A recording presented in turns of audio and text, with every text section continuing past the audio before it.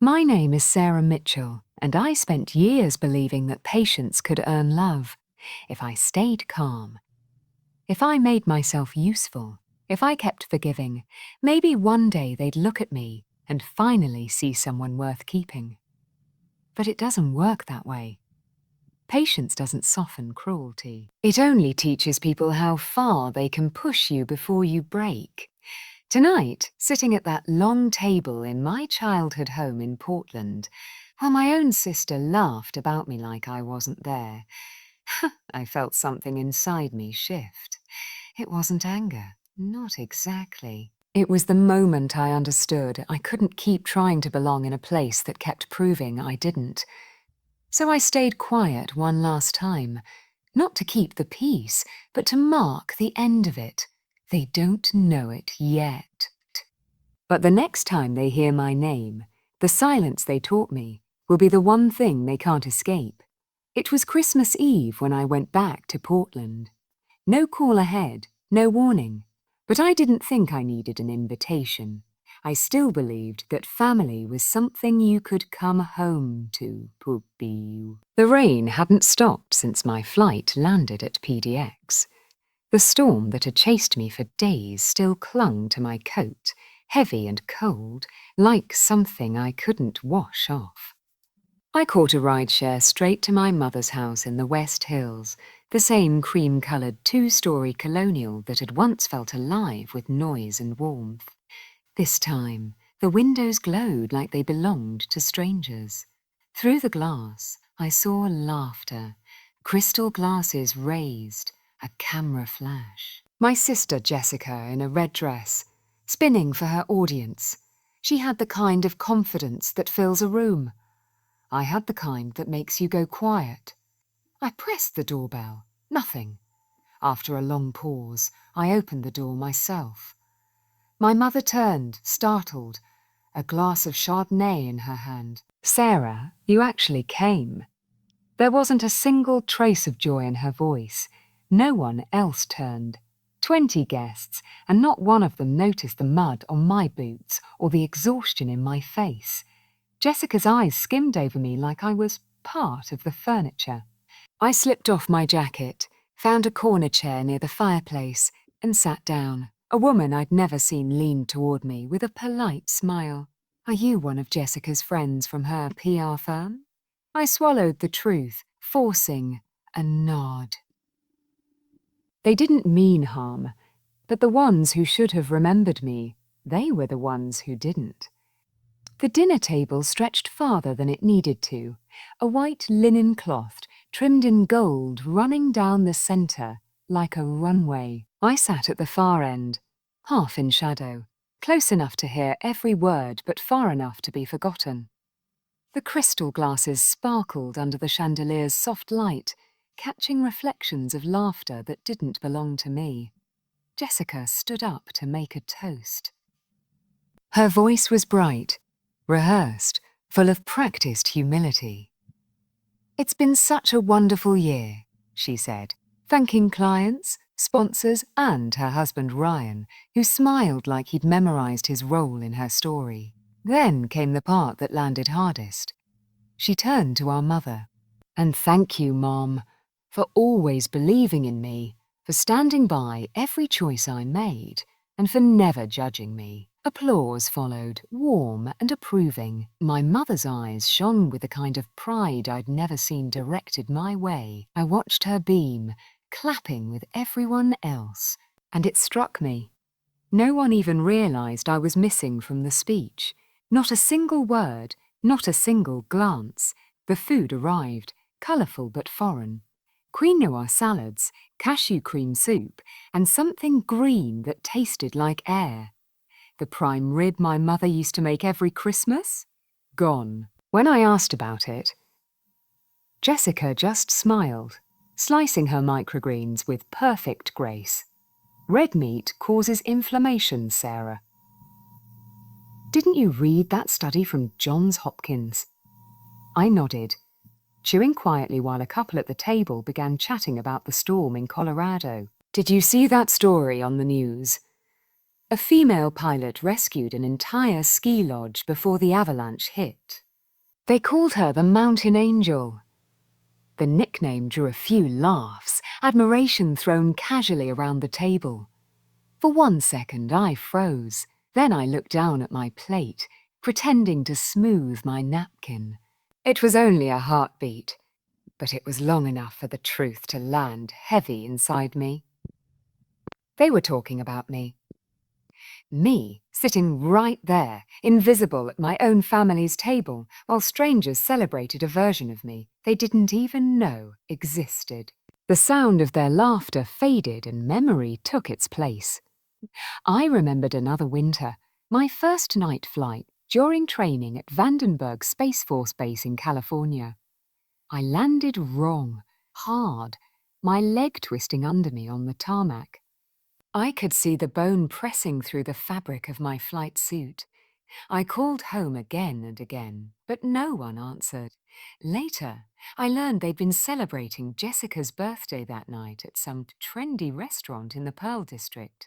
No one even noticed I hadn't come home in 6 months. Jessica had always been the favourite. The soft blonde curls, the ballet recitals, the designer dresses that made my mother cry with pride. I was the difficult one, the girl who asked too many questions and never smiled right in pictures.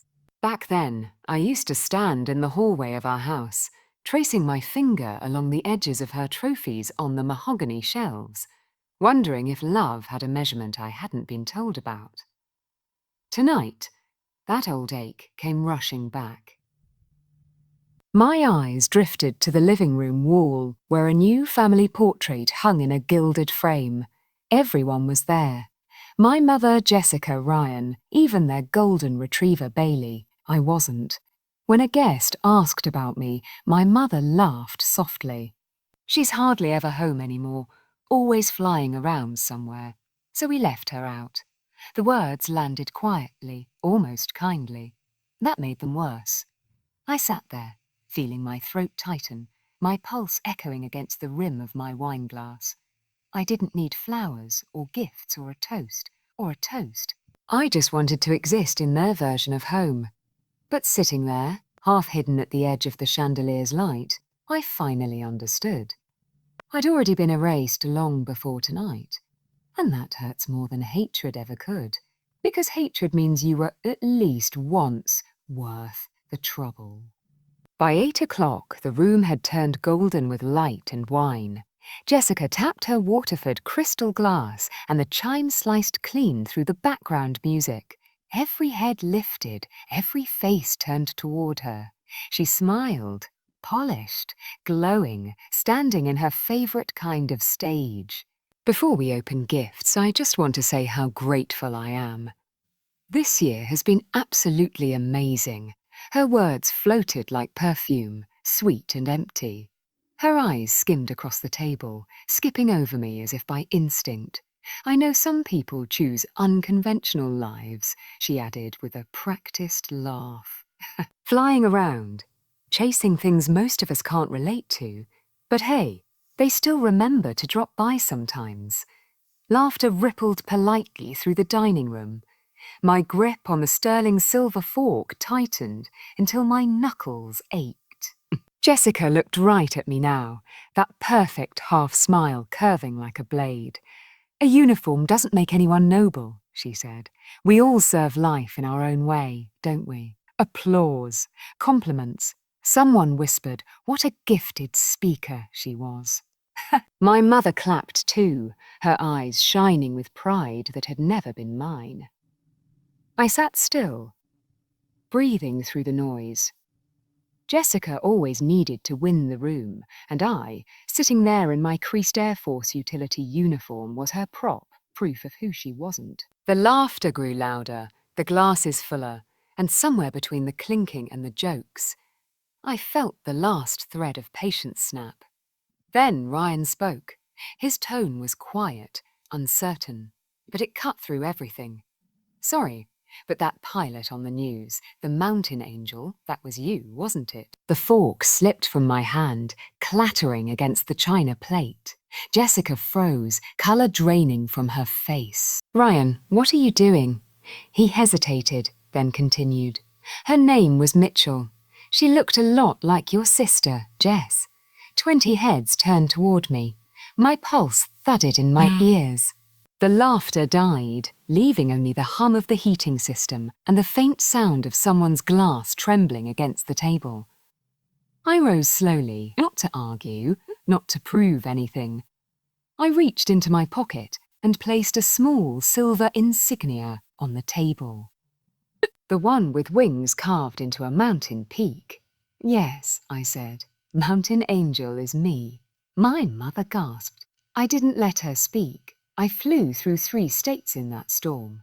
17 people survived that rescue operation. 12 were children trapped in that ski lodge. Fun. I don't know my name, but they remember that call sign. And tonight, I sat here for hours, invisible. So thank you for helping me see clearly. Jessica laughed, brittle and sharp. How heroic, Sarah. But who asked you to explain yourself? Ryan's voice came again, quiet but firm. No one. But no one should have made her a joke either. Her face stiffened. You're taking her side. He didn't answer. From the end of the table, Mr. Henderson, my father's old friend from his Navy days, stood. His steps were heavy but sure. He walked over, stopped beside me, and saluted with military precision. You saved my grandson last week in Vale, he said, his voice steady. My family owes you everything, Captain Mitchell. The silence that followed was thick, electric. Jessica's expression collapsed. My mother's lips parted with no words to fill the air. I looked around the table at every person who had ever made me feel small. I don't need anyone's debt, I said. I only ever wanted respect. Then I turned away. My boots clicked against the hardwood floor, echoing like a clock striking midnight. Behind me, Jessica's voice cracked. Where are you going? Running away again like you always do? I glanced over my shoulder. No, not running. Leaving. Outside, snow was falling soft and certain over the west hills. Through the bay window, I saw Ryan stand, set his glass down on the marble counter, and follow me with his eyes. For the first time all night, the silence belonged to me. The cold hit me the moment I stepped outside onto the cobblestone walkway. My breath turned white in the December air as I walked down the porch steps. Behind me, the music still played, muffled through the closed door, but the laughter had stopped. For the first time that night, the house sounded like what it truly was. Hollow. I thought walking away would feel freeing. Instead, it felt like standing alone in an empty cockpit mid-flight, quiet, suspended, dangerously still. I hadn't reached my rental car when I heard my name. Sarah. Wait, my mother stood at the doorway, a cashmere shawl thrown over her shoulders, eyes red and shining. I couldn't tell if it was from shame or from the wine. She came closer, shivering in the Portland winter. I didn't know you were coming. I thought you were still out at Peterson Air Force Base in Colorado. Her voice broke on the last word. I stopped, but only because the sound of it reminded me how many times she'd said nothing at all. Not knowing has always been your gift, I said quietly. You didn't know when I broke my leg in training. You didn't know when I got promoted to captain. You didn't know when I got promoted to captain. You didn't know when I nearly died in that storm. And now you didn't know I came home. She lowered her head. I didn't mean to ignore you. Worse than meaning to, I cut in, is knowing and staying silent. Footsteps clicked against the porch behind her. Jessica appeared, still wrapped in her red Valentino dress, makeup perfect, the fury burning through it. Oh, perfect, she sneered. Another grand speech. You've always loved being the victim, haven't you, Sarah? I looked at her, calm now, strangely detached. No, Jessica, you're the winner. You always were. You just never realized tonight's applause wasn't for you. Her mouth opened, but no words came. Every morning, sunlight spilled cold and brilliant across the Chugash Mountains, catching the roofs of wooden cabins stacked like quiet thoughts along the valley. I rented one of those cabins near a small civilian airstrip outside the city. Two friends from my old rescue unit joined me, former Air Force pilots who'd grown tired of red tape and politics. Together, we started North Star Rescue, a volunteer group for places the official teams couldn't reach when the weather turned deadly. We didn't get paid. Some days we barely got sleep. Just black coffee, windburn, and flights that sometimes felt like wagers with the Alaskan sky. But none of us needed recognition. Each takeoff was its own kind of truth, its own answer to the question of why we kept going. On the first night of operations, the snow came heavy and fast. We caught an emergency signal on our radio. A pickup truck overturned on the Seward Highway near Turnagain Pass, 2 people missing in sub-zero temperatures. I zipped my insulated flight jacket, slipped on the headset, and listened as the helicopter blades began to roar through the storm. The sound was familiar, almost like a heartbeat I'd finally found again after years of silence. We found them 40 minutes later, a mother and her daughter, hypothermic but alive. When I pulled the woman free from the wreckage, the little girl clung to my gloved hand, eyes wide with fear and wonder. "Are you the snow angel?" she whispered through chattering teeth. I smiled behind my oxygen mask. "Well, not really, sweetheart. I just show up when someone needs me." Back at the base, local reporters from Anchorage news stations were waiting. They didn't ask my name at first, just what message I wanted to share with the family we'd saved. "Family," I told them, "looking directly into the camera is the one you choose, not the one you're born into." The story aired across Alaska that night on every major channel, but I never watched it. For the first time in years, I slept straight through till morning without nightmares. A month passed before my phone started ringing again with numbers from Portland. First it was my mother, then Jessica, then Ryan. The first message was from Mom. Left at 3 in the morning Pacific time. "I saw you on the news, Sarah. You were amazing. I'm so sorry for everything. Please come home." I read it twice, waiting for something to stir inside me. Anger, sadness, anything. But all I felt was distance.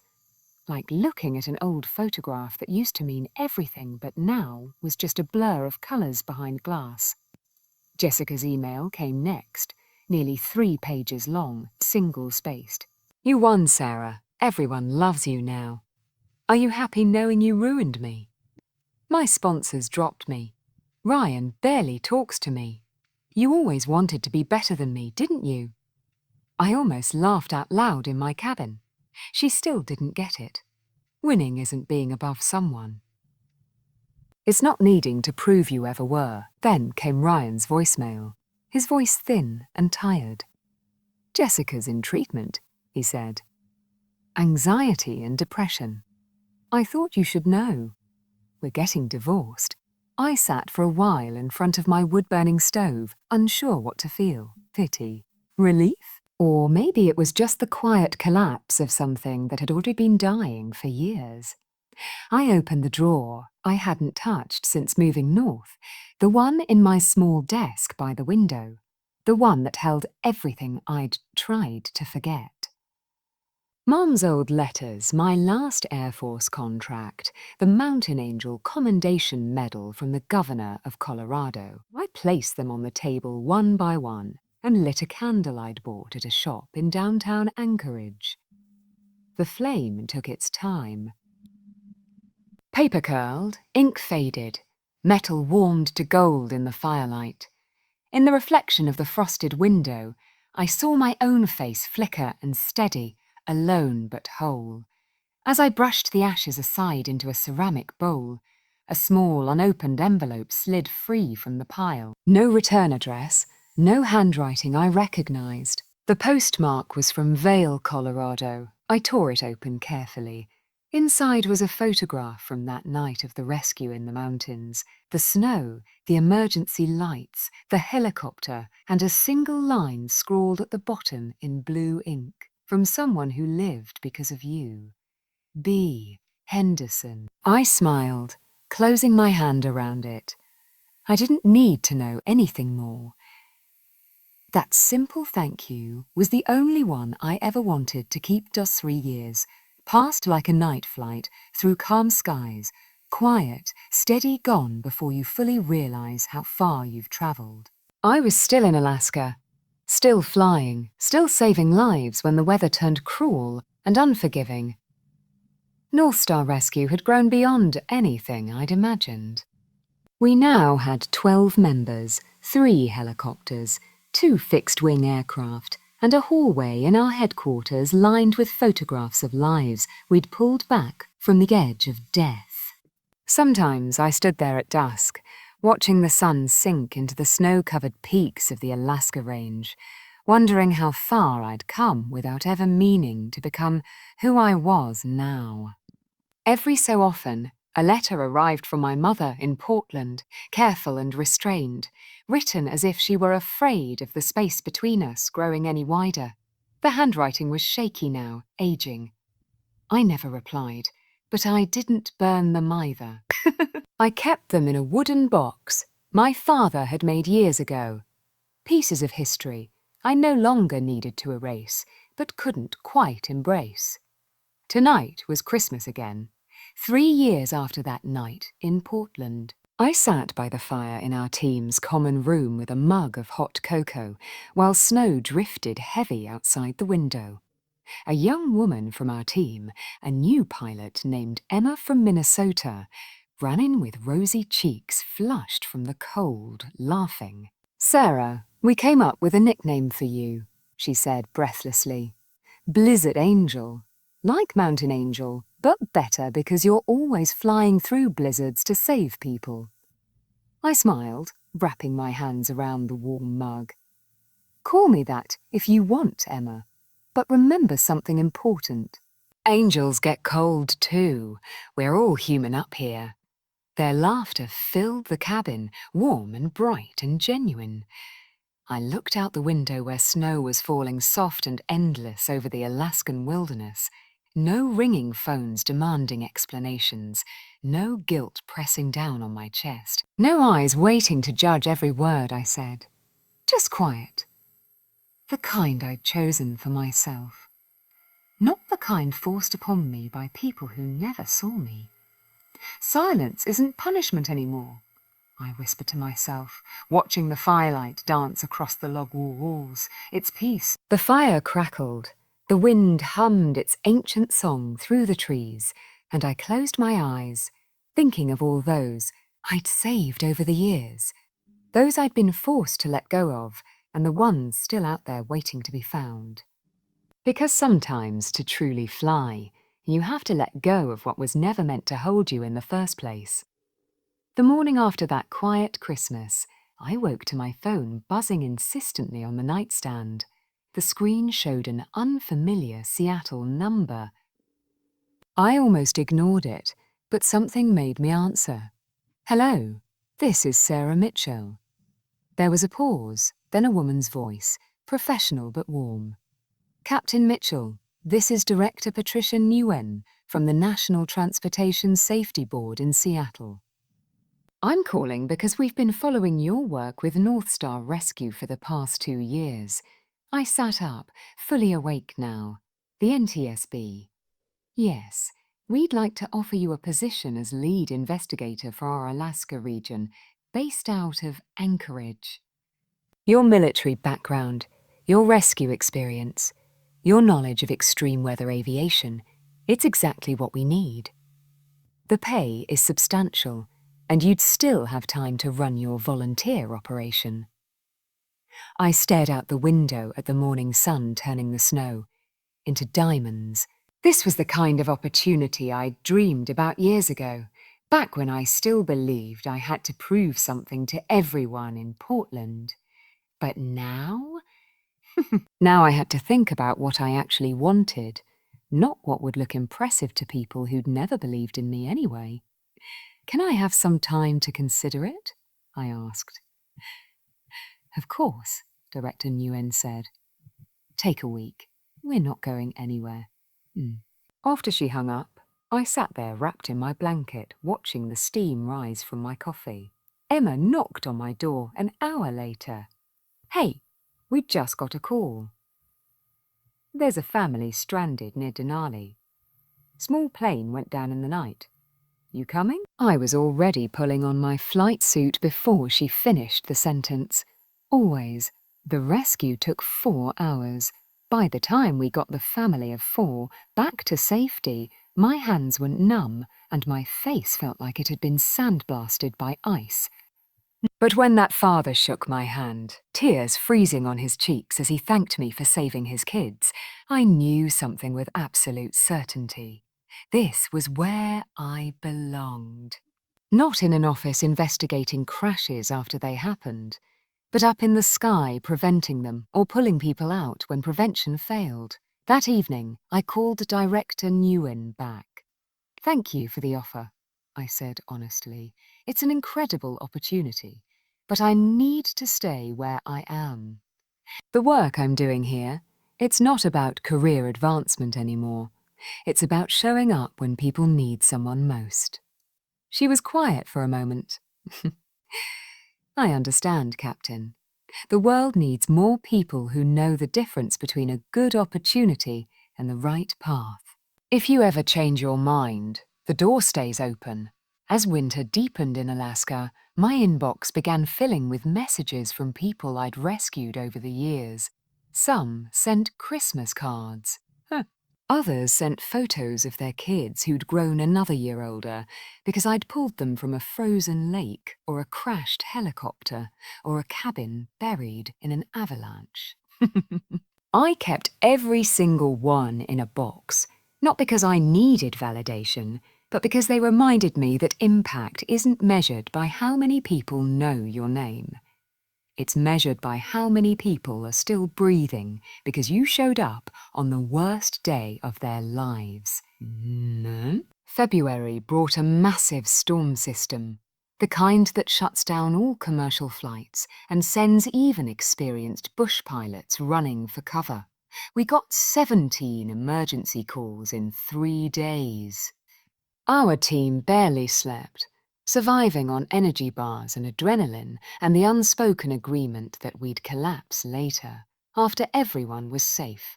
On the 3rd night, I was returning from a rescue near the Yukon border when my helicopter's engine started making a sound no pilot ever wants to hear. A grinding, stuttering cough that means you have minutes, maybe seconds, to find somewhere to land.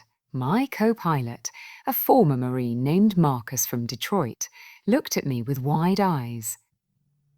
"We going down? Not if I can help it," I said, scanning the white wilderness below for any flat space. I spotted a frozen lake, prayed the ice was thick enough, and brought us down in a controlled descent that was really just a barely managed crash. We hit hard. The skids cracked through the surface ice but held. For a moment we just sat there, breathing hard, listening to the wind howl around the damaged aircraft. Marcus started laughing. That slightly unhinged sound people make when they've just survived something that should have killed them. "You just landed a dying helicopter on a frozen lake in a blizzard," he said. "You're absolutely insane, Captain. I was already radioing our position to base. Insane would be doing this job for the recognition. We're doing it because someone has to. It took 6 hours for another team to reach us." By then, Marcus and I had turned the helicopter into a makeshift shelter, using emergency blankets and our survival training to stay warm. We talked about everything that night: his family, my estranged one, the paths that led us both to Alaska, to this life of risk and purpose. When rescue finally came, Marcus grabbed my arm before we boarded the other helicopter. Jessica's ex-husband. My mother's in recovery. She's going to make it. I let out a breath I didn't know I'd been holding. That's good. I'm glad. And she got your letter. He paused. She read it to me. Asked me to call you because she's still having trouble speaking clearly. The doctors say she'll recover most of her speech, but it'll take months of therapy. He paused again, longer this time. She wanted me to tell you something.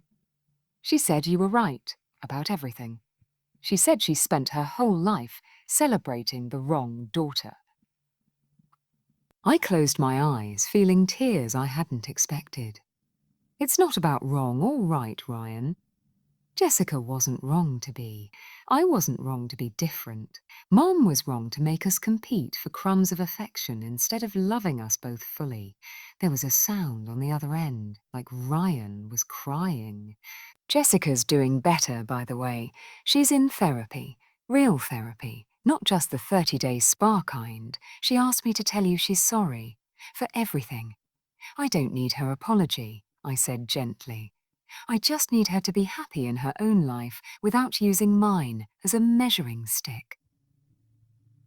Can you tell her that? I will. Ryan cleared his throat.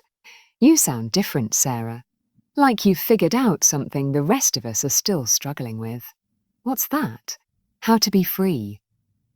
After we hung up, I walked outside into the March cold. Spring was coming to Alaska. You could feel it in the air. The slight warming, the way the light lasted a few minutes longer each day. Marcus and Emma were prepping helicopters for the season's first mountain climbing rescues. Denali would be crawling with ambitious climbers soon, and some of them would need our help. Hey, Captain, Emma called out. You ready for the season? I walked over, pulling on my flight gloves, always ready. That's what we do. We show up. The months that followed were the busiest of my life. Between April and August, we ran over 200 rescue missions, climbers who'd pushed beyond their limits on Denali. Fishermen whose boats capsized in the Bering Sea.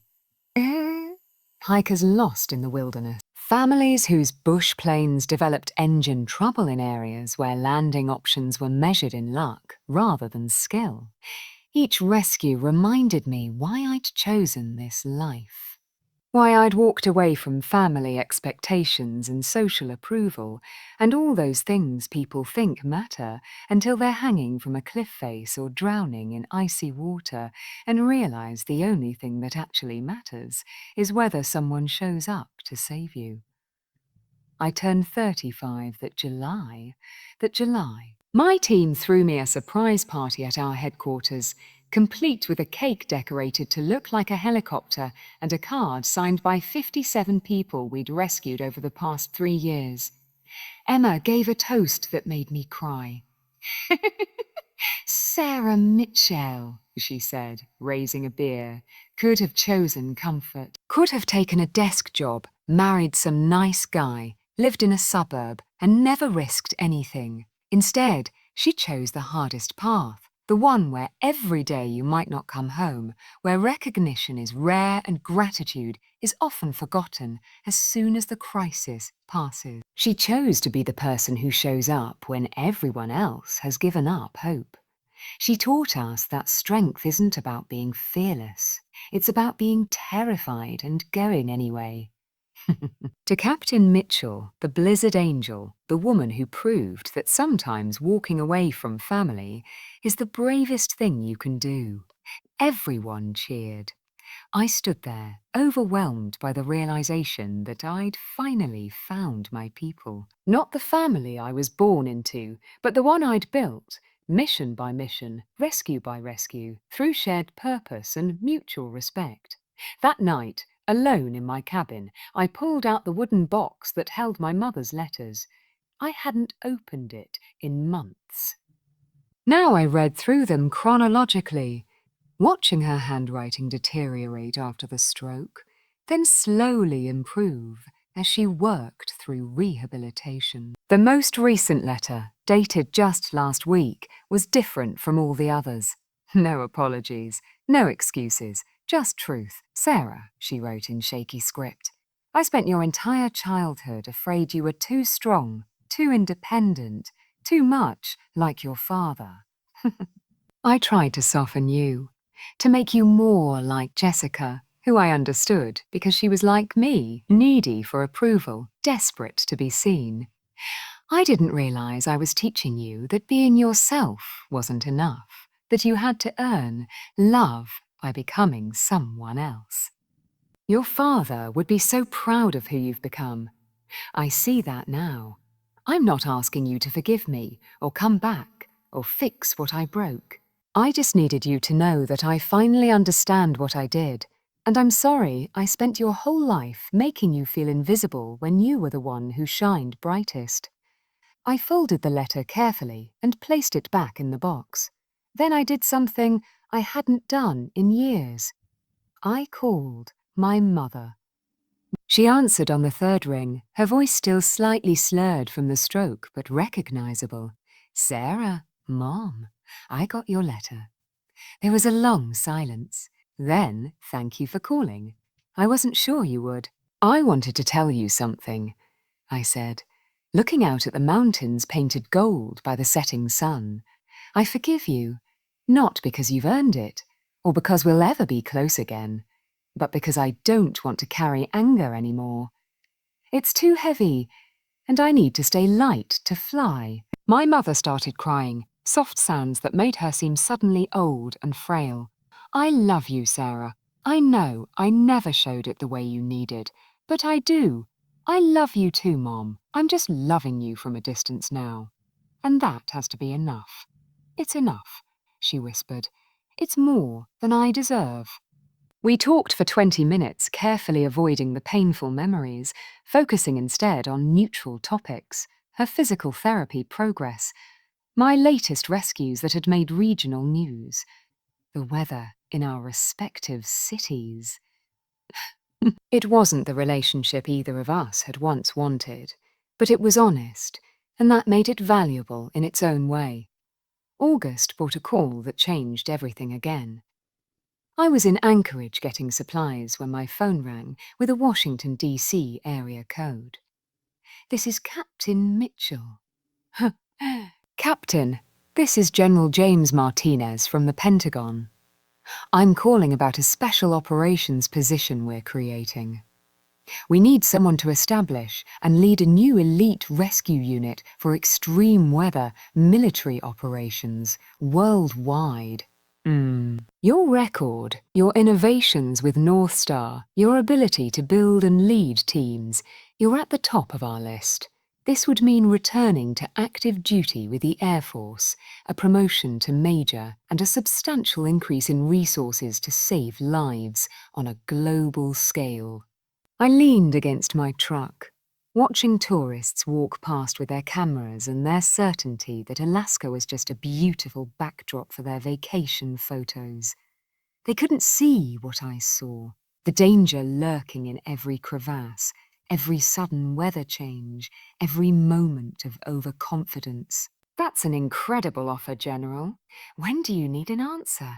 We're hoping you can visit DC next month for a formal briefing. But I'll be honest, Captain. You're our first choice. We'll wait for your decision. That night, I gathered my team and told them about the offer. Emma looked stricken. Yeah. You're leaving. I don't know yet. This would mean more resources, more reach, more lives saved. But it would also mean leaving Alaska, leaving North Star, leaving All-Star, leaving all of you. Marcus shook his head. With respect, Captain, you've built something here that matters. The military has rules, politics, bureaucracy. Here, we just fly and save people. No red tape, no bullshit, just mission and purpose. He was right, of course, but the offer kept circling in my mind over the following weeks. Could I really turn down the chance to save even more lives on a larger scale? I spent your childhood trying to force you into a shape that was never yours to hold. I robbed you of feeling secure in your own home. I can't undo that, but I can finally acknowledge it. Thank you, I said quietly. That means more than you know. How's Alaska? Still cold, I laughed. Always cold. I laughed, always cold. But beautiful. Mom, I'm happy here. Really, truly happy. That's all I ever wanted for you, she said, her voice breaking slightly. I just didn't know how to want it in a way that actually helped you find it. We talked for 30 minutes, the longest conversation we'd had in years. When we finally said goodbye, I felt something I hadn't felt toward her in decades. That night, I stood outside under stars so bright and numerous they looked like holes punched in the darkness, letting light through from somewhere beyond. The northern lights danced again, green and purple rivers flowing across the sky. I thought about the girl I'd been, sitting invisible at that table, believing she had to earn love through patience and silence, and making herself useful. I thought about all the years I'd spent trying to fit into spaces that were never designed to hold me. And I thought about the woman I'd become, forged in storms and ice, and the crucible of choosing myself over comfort, over approval, over the desperate need to belong somewhere. I was never truly welcome. A shooting star streaked across the sky, and I made a wish. Not for my mother's full redemption or Jessica's continued happiness, or even for more successful rescues. I wished for something simpler and more profound. May I never forget that flying required me to let go of what was never meant to hold me. The star disappeared, and I went inside where my chosen family waited, where warmth and laughter and purpose filled every corner, where I was seen and valued not despite who I was, but because of it. The door closed behind me, and outside the wind howled and the snow fell, and the wilderness remained wild and dangerous and beautiful. Tomorrow there would be more storms, more emergencies, more people who needed someone to show up when hope seemed lost. And I would be there not because I had anything left to prove, but because showing up again and again in the hardest moments for people who might never remember your name, that was the definition of a life well lived. That was freedom. That was home.